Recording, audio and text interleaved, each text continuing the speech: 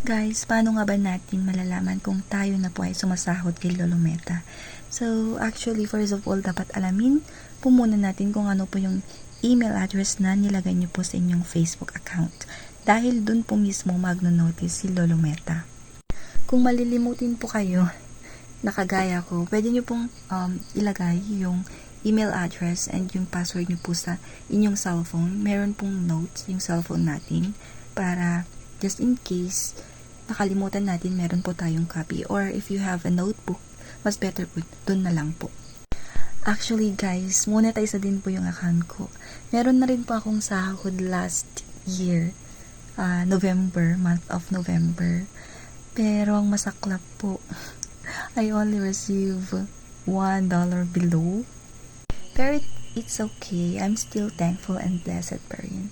Kahit papano nag-earn na tayo sa ating Facebook account. So, back to our topic. Go to your Gmail account and then click nyo po either important messages or social messages and then scroll nyo lang po. And then I get an email coming from Lolo Meta. The title of the email should be Meta. Just like this. And then ito pong sahod ko po is from last year, November, month of November po. So, that's all for today's video. I hope you enjoy and sana meron po kayong natutunan na naman. And please don't forget to react, comment, and share this video. Thank you and God bless.